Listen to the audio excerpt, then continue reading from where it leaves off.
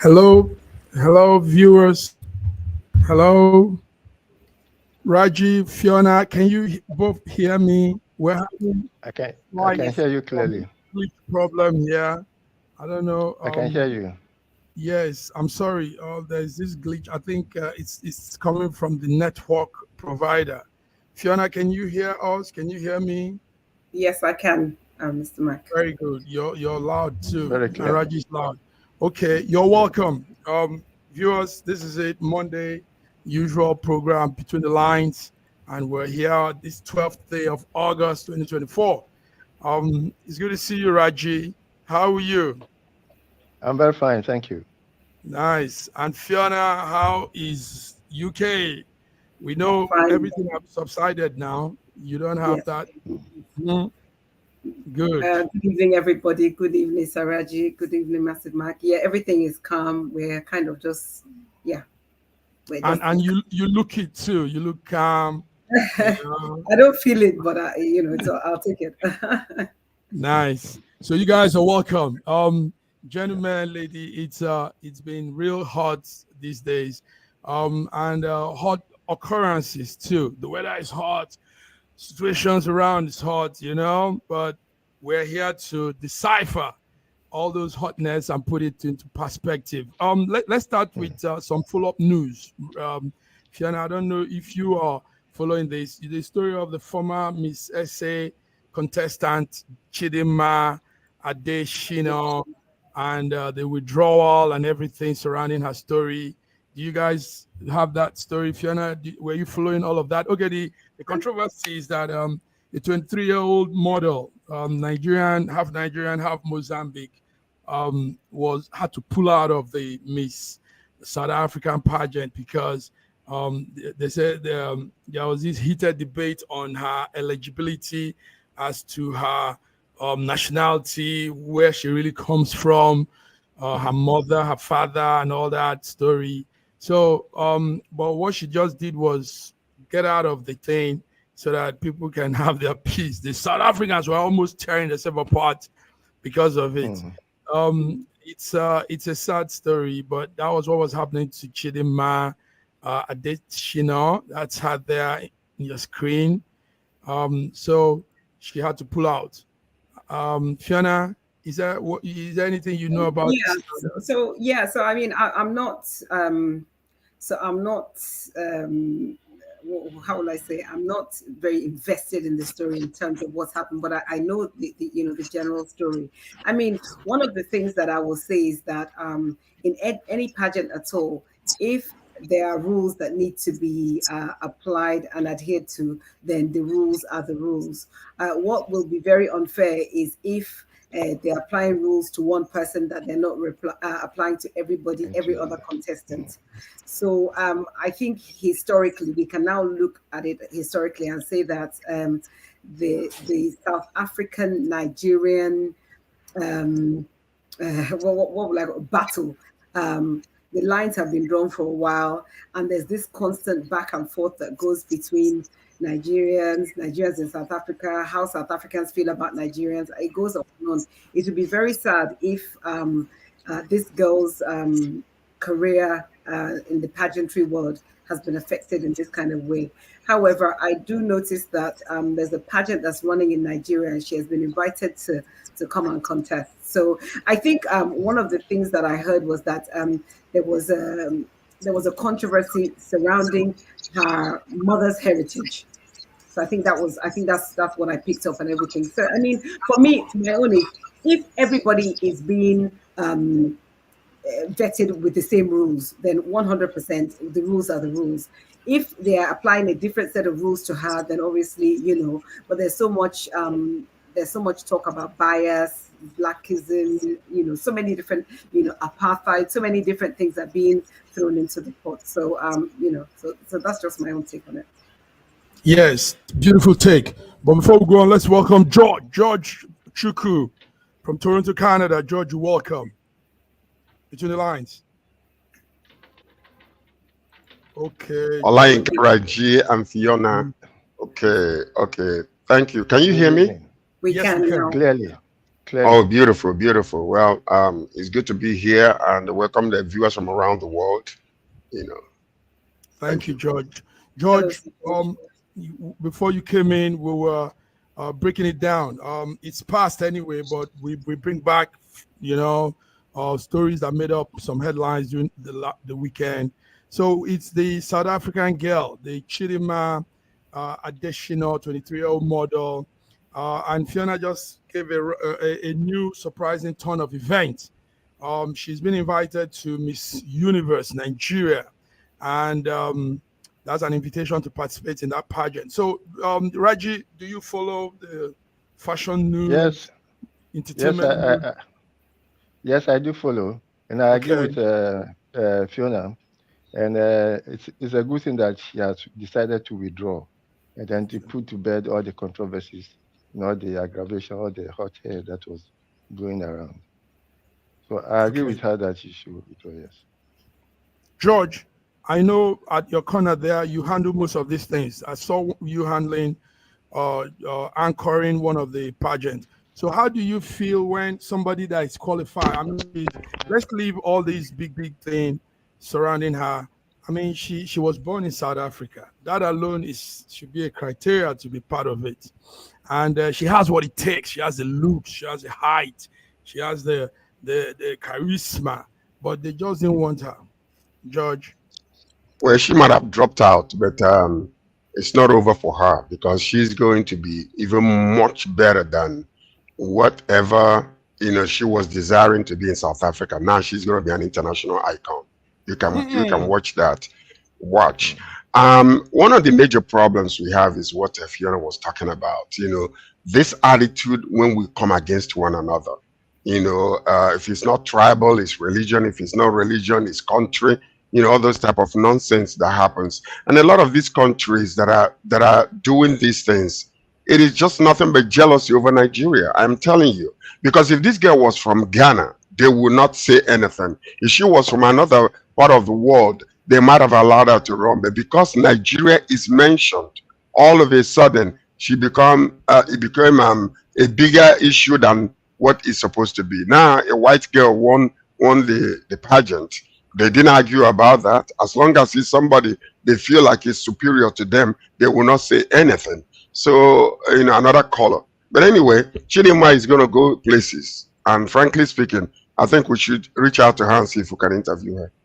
Yes. How do you know, George? That's what we're trying to do, because the husband, somehow the husband, we're trying to see if we can walk through the husband to get her. But So she's married to her.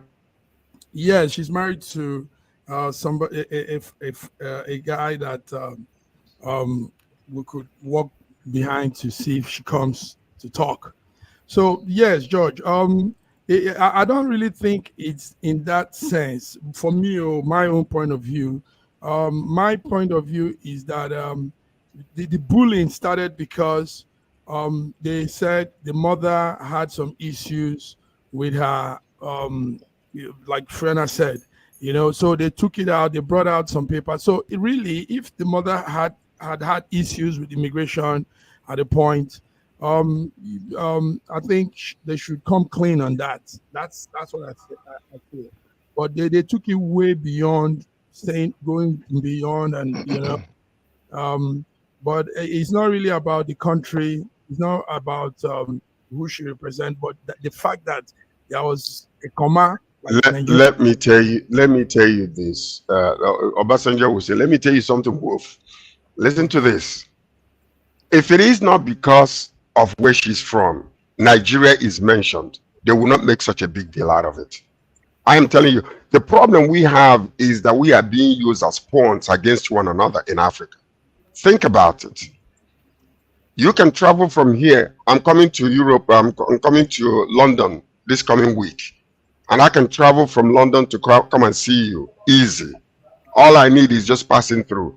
I can go from there to Paris. I can go from there to any part of that Schengen European country. No problem. But they want to make sure that Africans do not have that easy access from one country to another, because they already know that if that is the case, we can begin to trade with one another. We can begin to, negotiate and come together as a unit, just like a lot of continents are doing. But they're not allowing that because there is an external influence within us to make it so difficult for us to collaborate together. That is one of the major problems we have in Africa.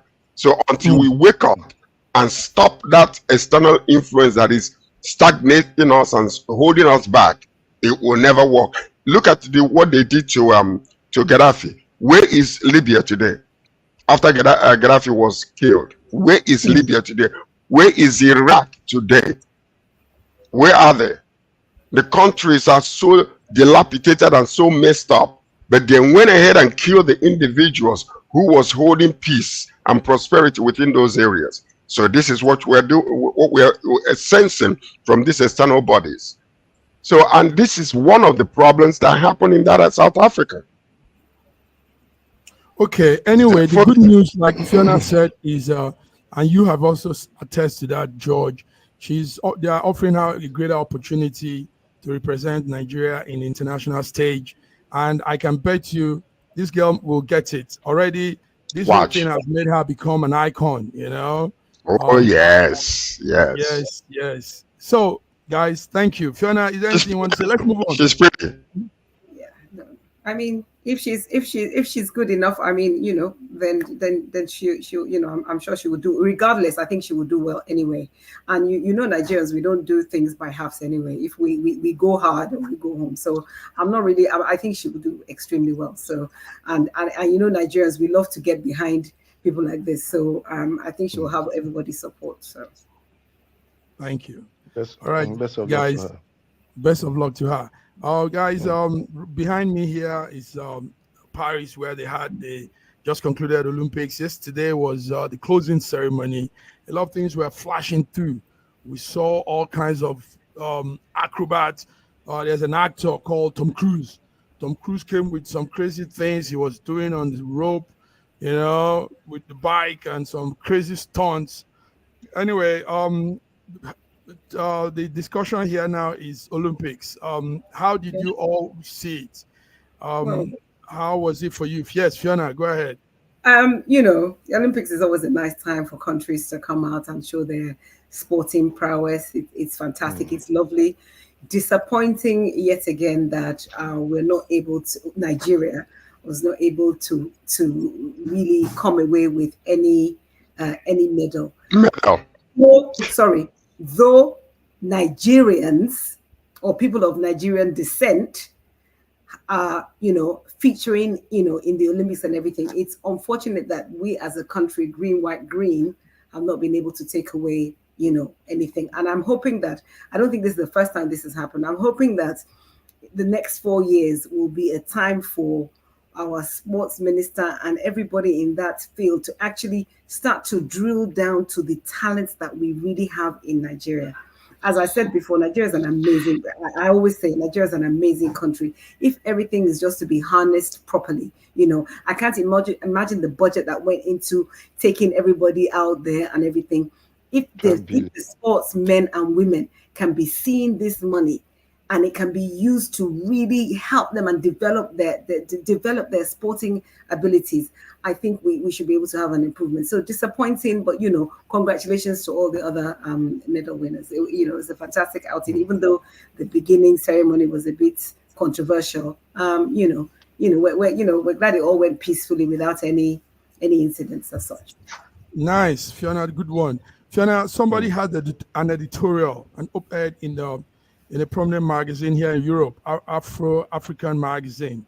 A man called Kenneth Gandhi did a strong editorial on the front cover, and he said, kudos to the contingents, the athletes, but he says, shame to the federal government and the Ministry of Sport. So George, we talk about sports administration.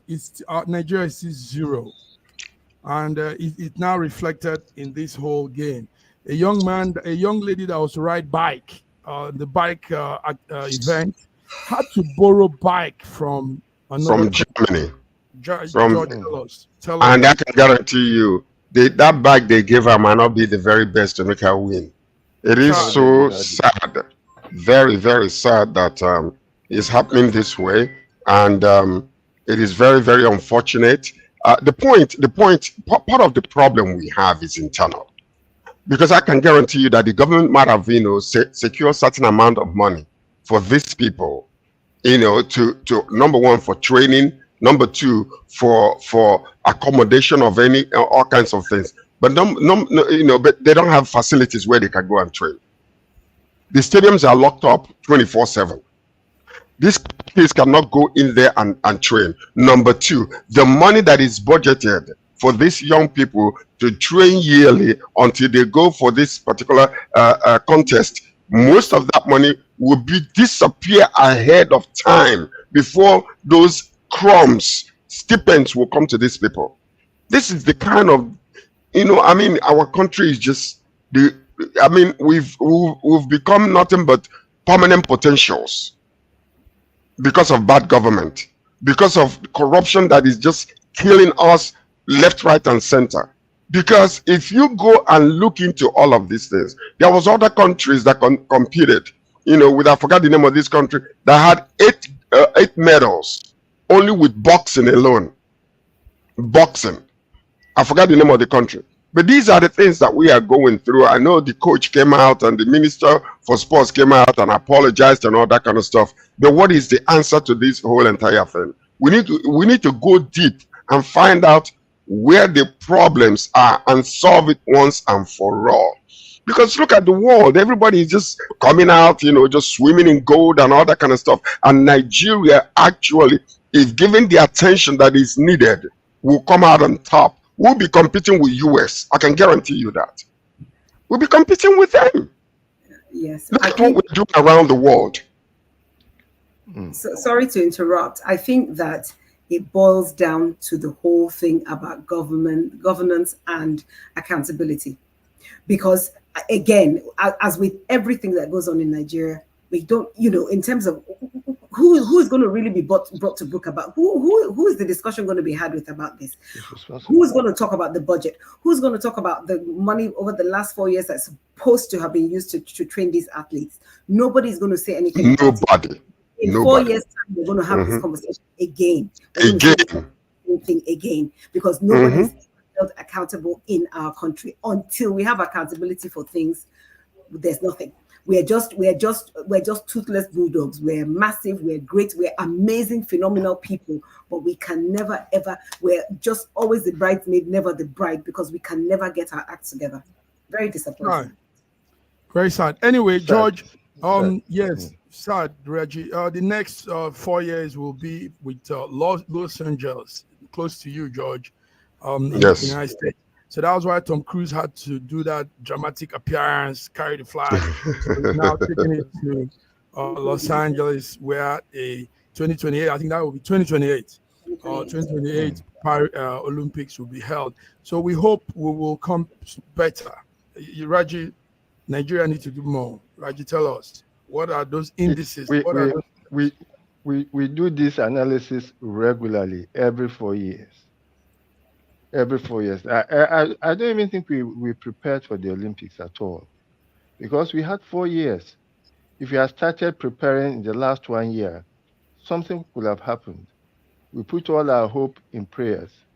And I'm happy to say that I'm happy when I saw a cartoon that showed that even though Nigeria didn't win any gold, we did the closing prayers for the Olympics. What can I say? That was a joke. But I said something to that cartoon. I said it's an honor also to do the closing prayer, because that's what we're known for doing, though. Prayers. Not bad for closing. We're known for praying, but not doing anything else, just to pray. Yes. We're all corrupt, but it's we're time. known for praying. It's time, George. It's time that people back up, Nigerians back up prayers with doing it, getting it out there. It's action. I mean, you can't just say, "Help me, I want to win the medal." What? You? Father, help me out. George, tell us from that angle. What do you say? Prayers Well, and prayers are good, but also, God answers you know, prayers. Yes. he does answer prayers. But when it comes to contest with one another, these people are praying, that people are praying. If you're Everyone praying is to the praying. same God, who will God side? That's the major issue there. So, when it man that comes is to well things like prepared. this, You will side the man that is well prepared and that is I praying. think Yes. I think Mhm. one of the things that came to light during the Olympics, actually, I was having a discussion with somebody and they were talking about the medals that the UK was winning. And they said, oh, if you notice, when it comes to rowing and etc., the England wins. They apparently they pour a lot of money into that because they know that that's where they can secure medals. Perhaps Nigeria needs to have that kind of approach. That okay, listen, we might not be great rowers, we might not be great swimmers or whatever, but let's focus on what we know we can do and do it exceptionally well. That could be another way, at least get us onto the. So I mean, let's see what happens over the next 4 years. So that's just my own little bit of So, but Wow, the saddest part of this whole entire thing. this has to be sent to them. This has to go to local committee Nigeria. Focus on something you can do and let's do it well. And one thing they can do is the wrestling. The wrestling, the Wrestling and weightlifting, boxing. weightlifting, Wrestling and boxing. We could just put our eyes on those events and training see the how. talent. Look at places like Ethiopia, Kenya, and they specialize in long, running, long distance running, and this especially Jamaica also does the same. So even Jamaica does the same thing because they know that this is where they are, this is what they specialize in, and they center in those areas. So it is very, very important for Nigeria also to just find our niche and stay with it and train our people so that they guarantee that every time they go there, they will come out on top. So that's the thing. Wow. You see, the issue that we have is watch this. When it is all blown over, nobody will talk about it again. That would be it. Anymore, no. That's it. Until 4 Like years, That's said. what we it is. begin it. That's it. Like Nobody Raji will said, talk about this again. Raji said, Yeah. Raji said. That's so. the saddest part of it. Gentlemen, viewers between the lines, and we're dropping the lines. Fiona just dropped a huge one there. Fiona, kudos. IOC, local committee, Olympics, hear us and hear us very well. Focus on one thing, one or two. Don't go there and carry everything and you come with zero. So Fiona is saying, focus on one and get it done. Gentlemen, let's move on before we go on a small break. The issue is getting hot. More states and more governors are coming out and refuting, disputing what our president said on that speech in between the protests, the NSAS speech. He said there's a disbursement that has been given out to all state governors, 573 billion naira, da. Now, our man used that as a front. George, you're the one that gets angry when you hear things like this. He used that at the front. Now governors are coming out. The first governor that came out was it was Nasara Governor Abdullahi Sule. He said, no, that money, that 57 billion was a grant from the World Bank and it was a loan. He said it was a loan. It was even a loan, not even a grant. And our president said it was a grant. And he said it was coming from the federal government to them. Do you people understand this whole story? George, tell us. Then Sheyi Makinde of Oyo State blew the whistle too, very loud. Said, no money. Government didn't give us any money. It's World Bank and it's a loan. No, guys, can you see what's going on? It is so sad. It is so. Sometimes when we continue to we say the same thing again and again.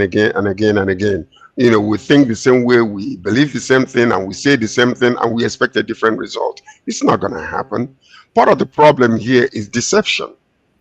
It's really, really clear and outright deception. Whether it's because of ignorance, I don't know. But for the federal government to come out and even the president of a country to come out and do not understand what is being given, what the money is for, how the money is being disbursed, and where it's coming from, where it's going. This is such a despicable demonstration of stupidity, if you ask me.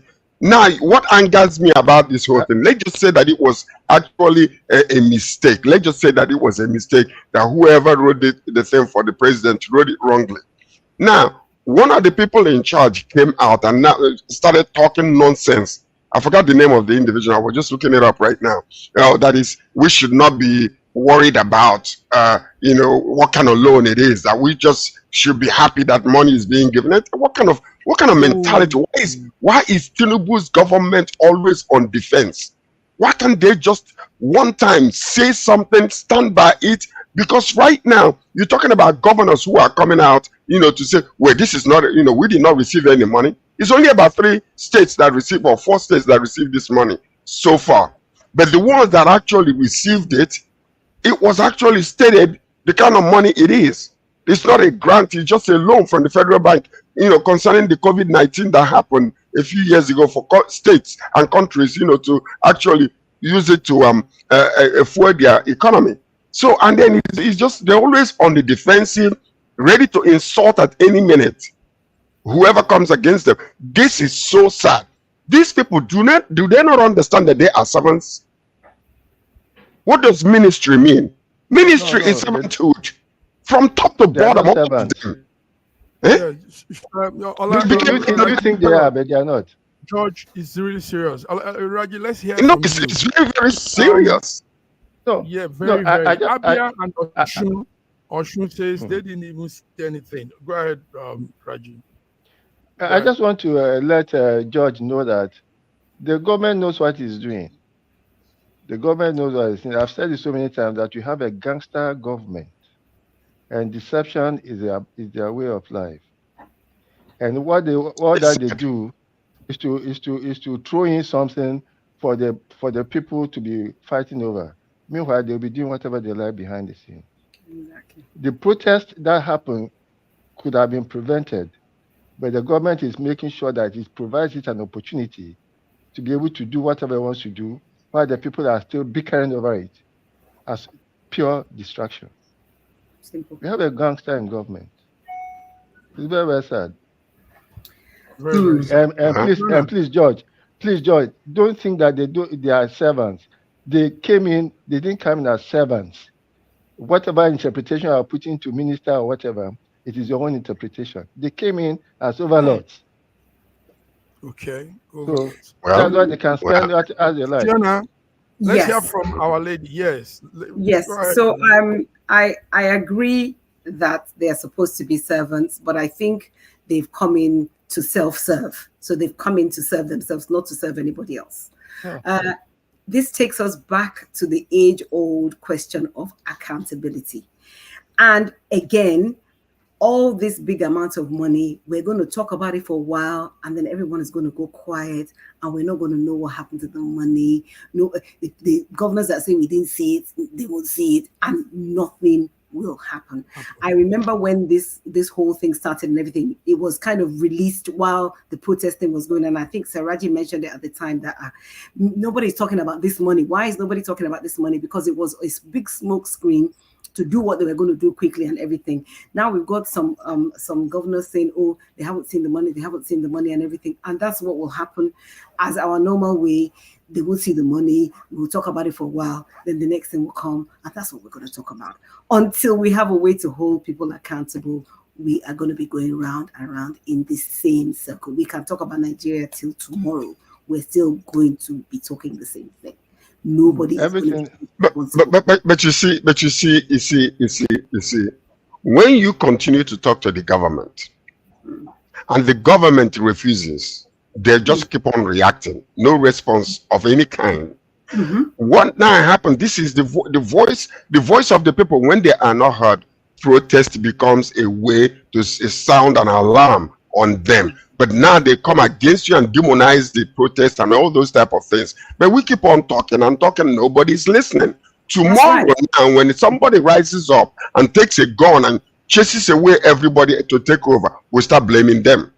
Well, absolutely, because if we look at the last protests that we've had the NSAS, we've had this last one that was kind of a protest, not quite a protest because it didn't kind of garner the whole national interest. Nigerians are, we're almost like a self-fulfilling prophecy because we're so long suffering, things get bad, we just say it will get better, we're almost browbeaten into the acceptance of all this. It's arrant. All of it is nonsense. None of it makes nothing that we've said here makes any sense. Nothing, not one thing makes any sense. And we continue in this cycle of talking about things that don't make sense. And you're right, talking about military involvement, that, okay, yeah, if the military come and everything, that's going to set us back another 50 years. But if that's what 500 years.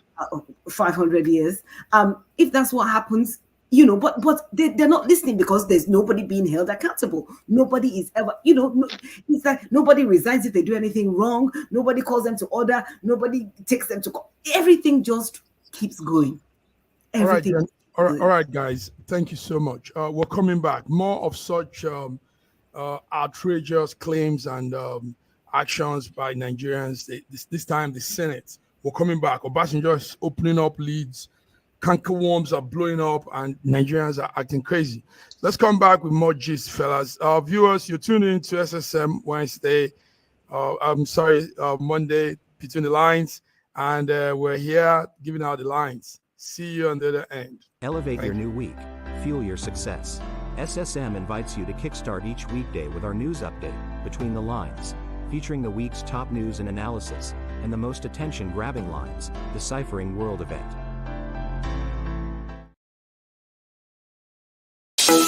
In a world where news flies around every minute, you need the ability to relate and connect with what matters and stay up to date. Schengen Story Media News Echoes program is Africans in diaspora and at home's leading English news network, one of the most trusted, respected sources for news updates on current affairs as they affect global Africa.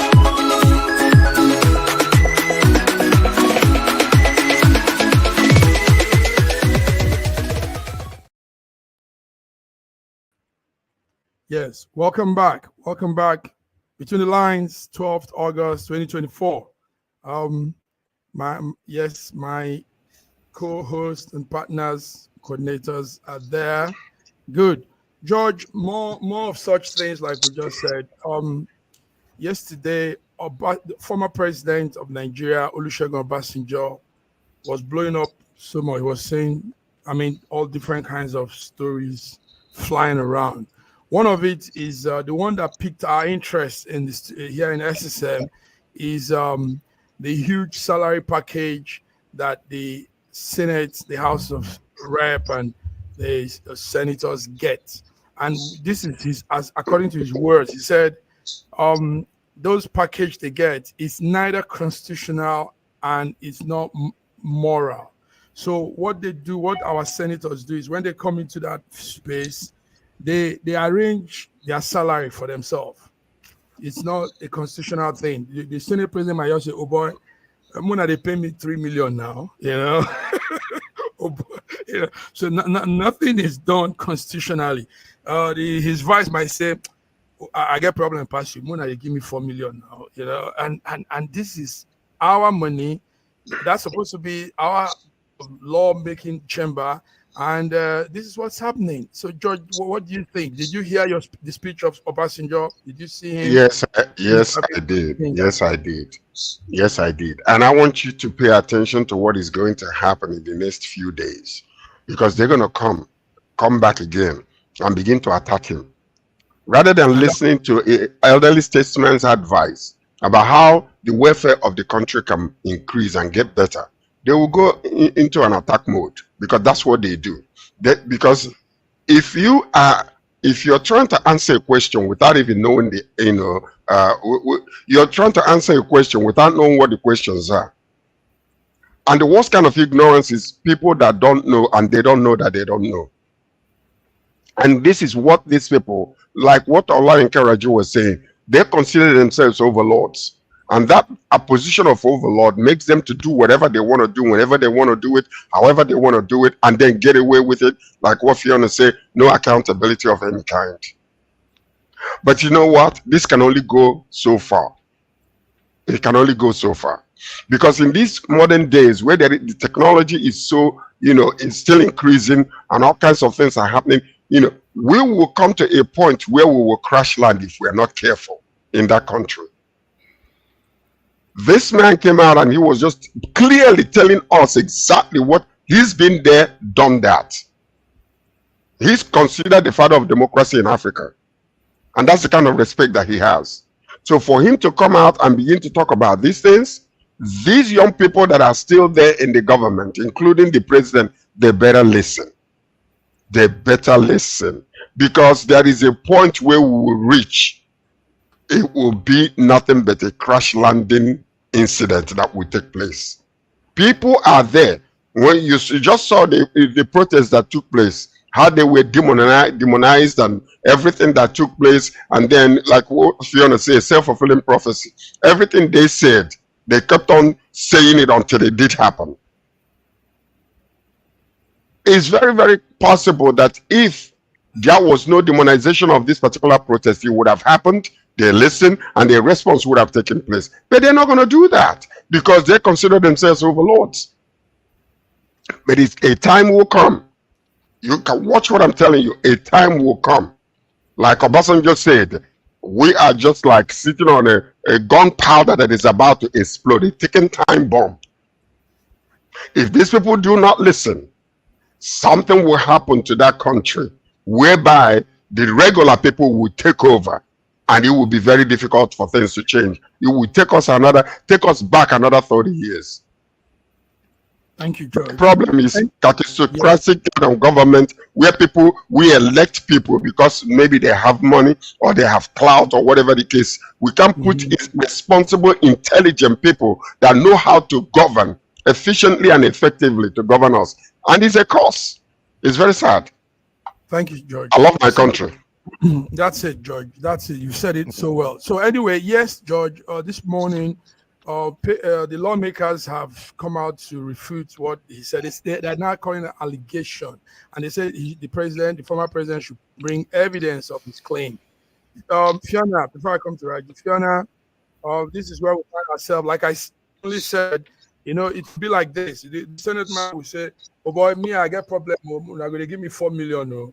Then the other man will say, no. You don't be governor one time. So me, I have more problem. As funny as it sounds, that's what it is. That's what we're doing. But it boils down to the fact that there is no accountability. Everybody's alone to themselves. They go into post, they propose a salary. It's agreed amongst it's like a cabal that's operating. They agree, they agree amounts, and they agree crazy expenses, and everybody's okay, and they just keep it moving. They don't do anything for for anybody in their community, within their communities. They don't do anything for any of the voters. They don't do anything for the electorate. They are just there to self-serve. And absolutely, I agree with what Sir George said, that actually what is happening now is it is a ticking time bomb. I know that's what Chief Olusegun Obasanjo said, that we are actually sitting on what is a ticking time bomb, and the result of this is actually going to be anarchy. And it's one thing for there to be anarchy where there are 40 million people, 50 million people. We're a nation of over 200 million people. If there's anarchy in that country, it is not going to be good. It's going to be a very, very difficult situation. Even to get it back under control is going to be hard. So the government needs to start listening. We need to start listening. Raji, they refuted the president's claim, but do you think the former president was just blabbing? I mean, he has insiders, he has people in every corner, and he got the information. See, I give it to Obasanjo that sometimes, as far as I've known him, even when he is in government, he comes out like a complainant. And I will have to ask, look, Baba, you are in charge. Why don't you do something about it? It has been consistent with him. Now, it also has been consistent with him that he likes to criticize people because they are not doing the way he's doing it.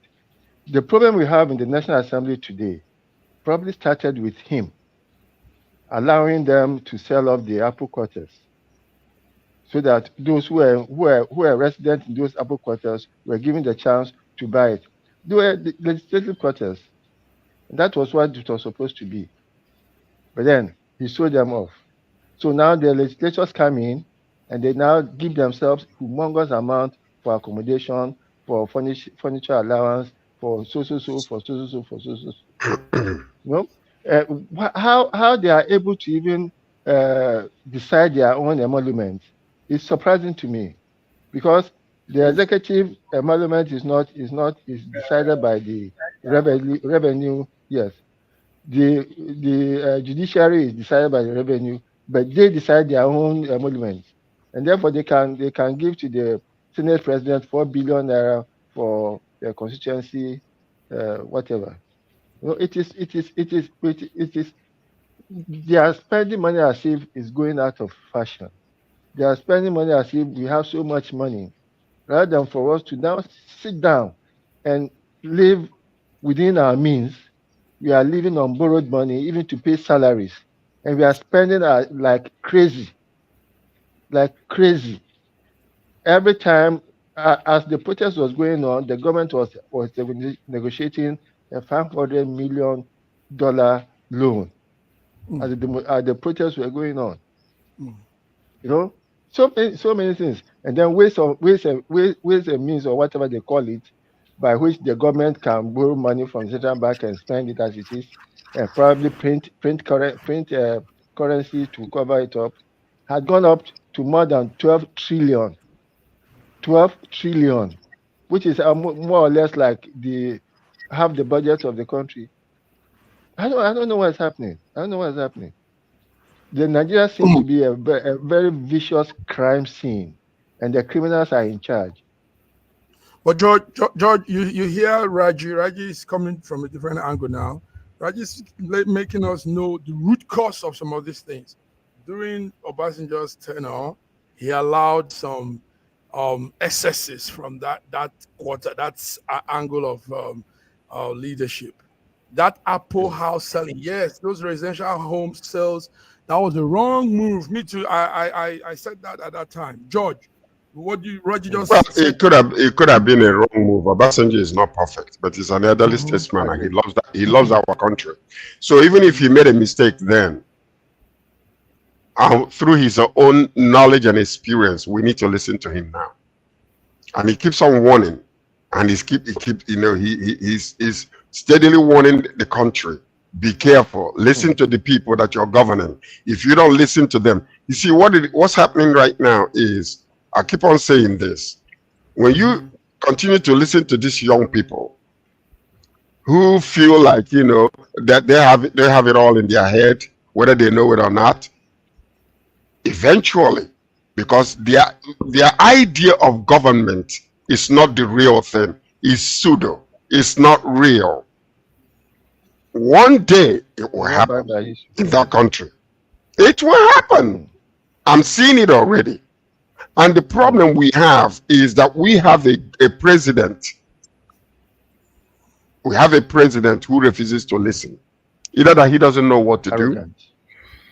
He knows what to do. He doesn't know what to do. He's just plain arrogant.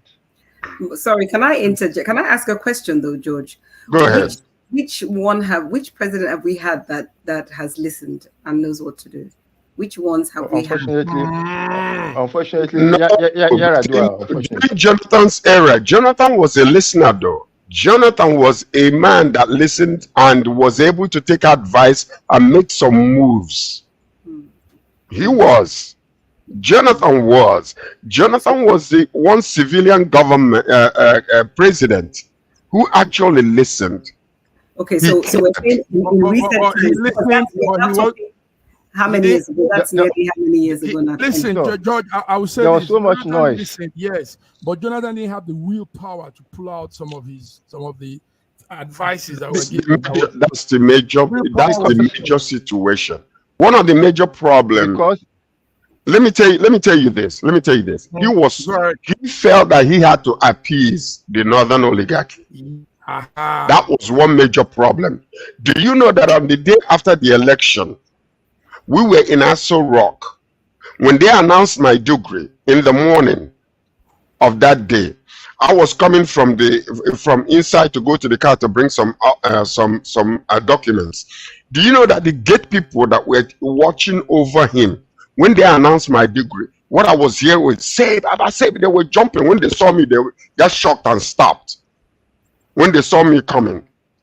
But these are the people that were watching over the president of Nigeria.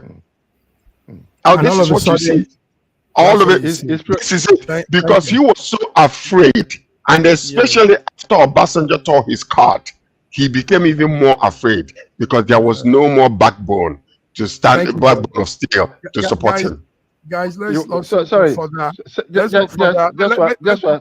we don't blow up time. We have so much more. Okay. Let's just go further. Right. There's also a cautionary statement coming out from Atiku, Vice President during Obasanjo's time. He says there's an alleged heavy plot to frustrate Dangote's refinery, and he's saying that the plot is very, very strong, and they want to shut him down. But meanwhile, listen to this, guys. OPEC came out also this morning to tell us that Dangote refinery is going to challenge the European oil industry. It's going to shake up global oil flow. It's going to reshape the global fuel supply dynamics. So what we're saying is OPEC planning alongside the federal government or somebody to frustrate Dangote? This is the question, guys. What do you people have to say? May I come in? Mm-hmm. Okay. Now, I think Simple Economics should have told Dangote that first, before you start that refinery, where is your feedstock? Where are you getting your supply? The feedstock, yes. Where are you getting the supply from? Yes. Where will you be getting your supply from? That refinery is humongous. It's humongous, and the amount of fuel it requires to consistently go on refining. It also depends on a blend. So it's not going to depend on only Nigerian Bonny Light or whatever. You have to have a blend of it. So where is the supply chain? Because 650,000 barrels a day refinery is something else. The capacity is much more than all our three existing refineries, plus all the micro refineries that have been built in the last 12 years. So it was. I don't want to say that he planned actually to fail, because you need to have a supply. You have a constant supply of feedstock. Yes. And the first feedstock, your feedstock to start all these things will not be less than 5 times your daily capacity. Where is he going to get it from? Thank you very much, Raju. George, before we continue, yes. We are an oil producing country, for goodness sake. What kind of statement is that? Where is he going to be getting his oil feed from? What is that? What is that? They're taking what he could be refining right now for us. They're stealing it almost every day, taking it out in ships that the government knows about, and they're making money from under the table. That is even a very, very sad question for you to be even where is he going to get his feed from? No, we can do it.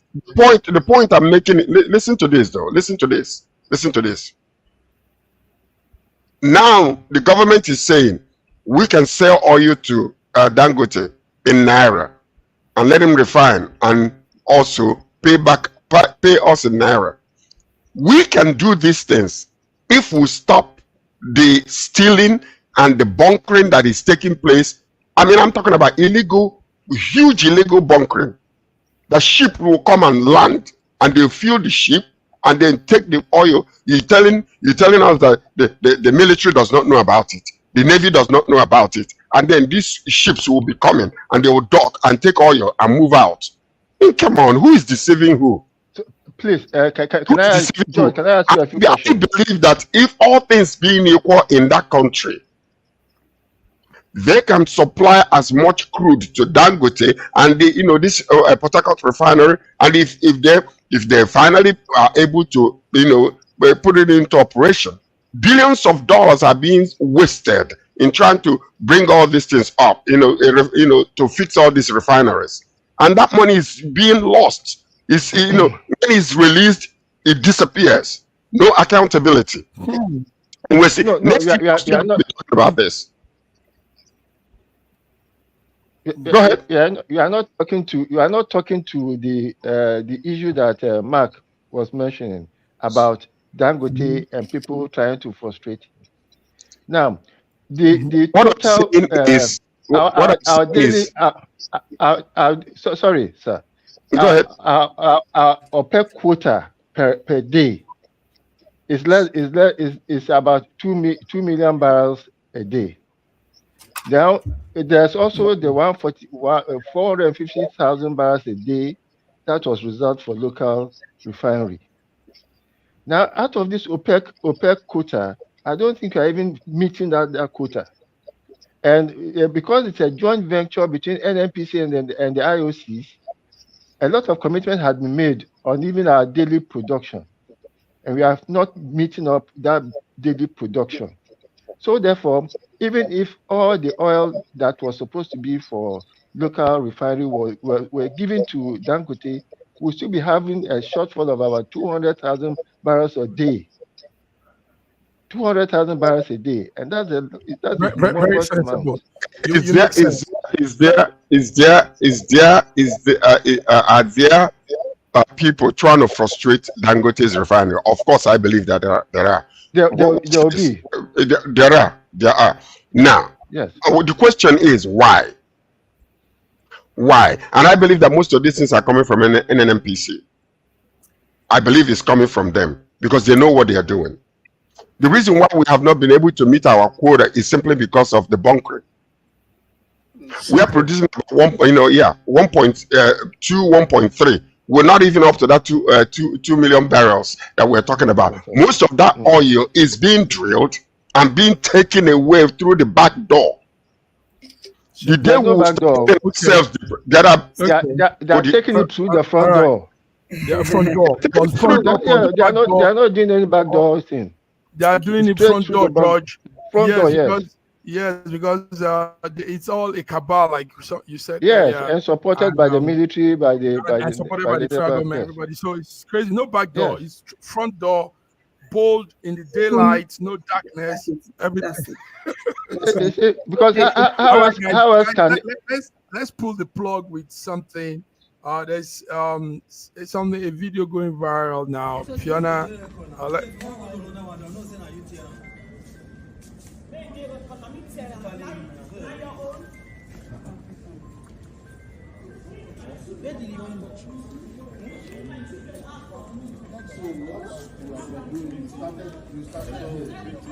just comments. Let's go. Comments.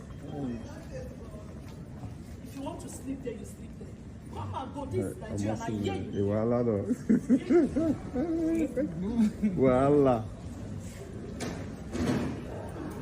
Voila. Bros, just take it easy. Just take it easy. No, that one don't do. No talk, you be mad. You be mad. As no talk. Back, let's go on. Man, package and well. Fiona, let's start with Fiona. What you just saw there is a video of a female traveler and her family. She's been identified as Mrs. Igabo. She tore her Nigerian husband's international passport. Immediately they arrived at Lagos Airport. They need to arrest her. They need to arrest the woman because that thing that she took is a government. Judge Rate is okay. Yeah.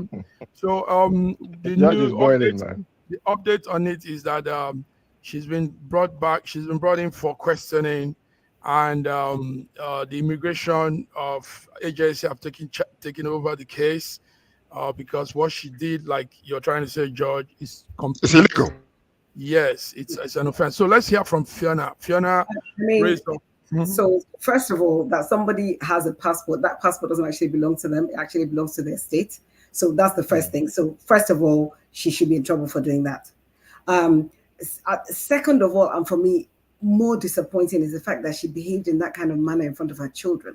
I find her behavior and her conduct completely unacceptable. I also noticed that there were some immigration officials there laughing and everything. There was nothing funny about anything that happened in that video. Nothing funny, nothing amusing. She destroyed government property. That's the first thing she did. She behaved in a manner in front of her children, which shows a complete lack of decorum. So there's nothing amusing about it. She should be brought in for questioning.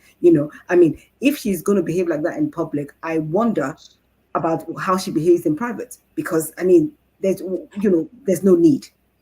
So I think the authorities are justified to bring her in for questioning. Thank you, Fiona.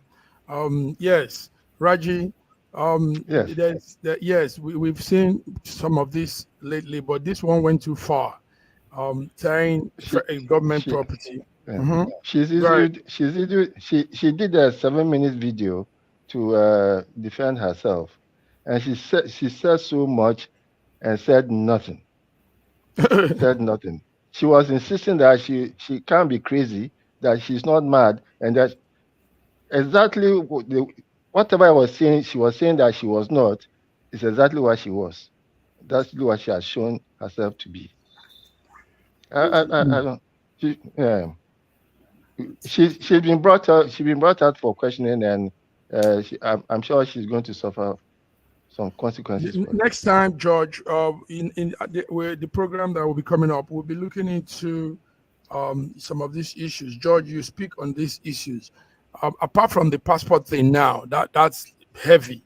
Now let's look at domestic violence. Let's look at the other side of it, the social, psychological side of it. George, if she could have done this in the public, that means this man is probably being they pound yam on top of his head. George, tell us. Yeah, you see, like what Fiona said, to do such a thing in the presence of the kids, the children, it tells you the type of lifestyle that they're living inside. It clearly shows it. If there's no reservations of any type to behave like this in the public, what are you going to be getting from his home or from their home? It tells you a whole lot about this individual. These are people that actually don't know how to conduct themselves, no ethical, restraint of any kind.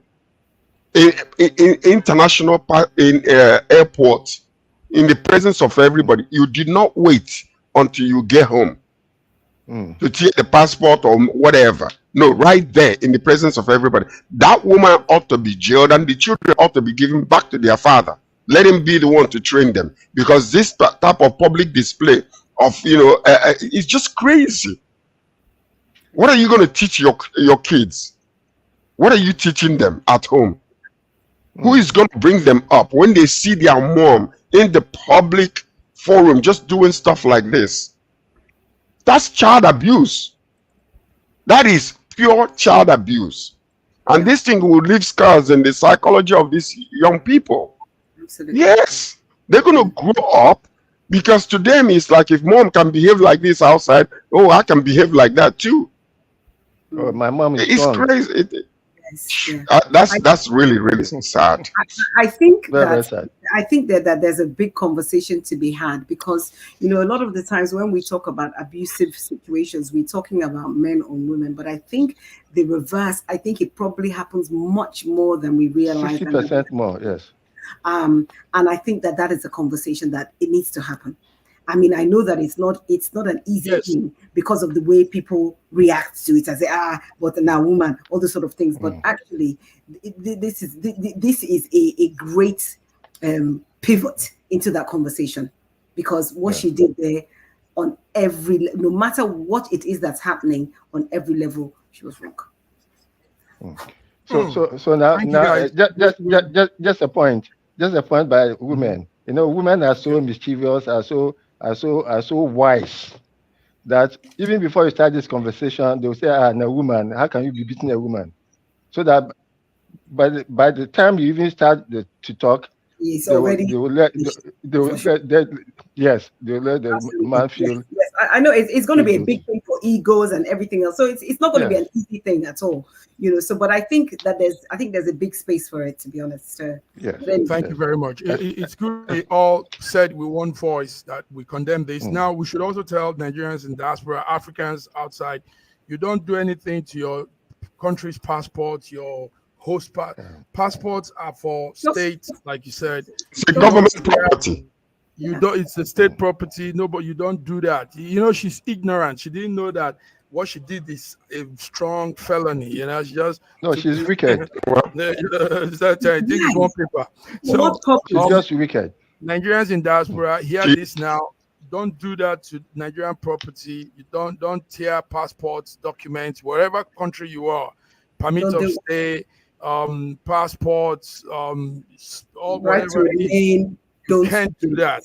And if you're taking up, don't say, the people are racist or the people are doing this. No, it's wrong. You don't do that. So all these women in abroad, Nigerian women that don't understand these things, know this today. That property you have with you is a state property. You don't tear it. You don't mess it up. Yes. So, gentlemen, thank you very much. We're coming back on Wednesday. More stories, more news, more updates, more insights, and nobody does it better than these guys here. Viewers, you've been tuned to Mondays Between the Lines. George from Toronto, Canada, Olayinka Raji from Lagos, Nigeria, and Fiona Akano, the only lady today from London, UK. Thank you guys for coming. Thank you so much. Have a Thank you. good day. Thank you around the world. Bye-bye.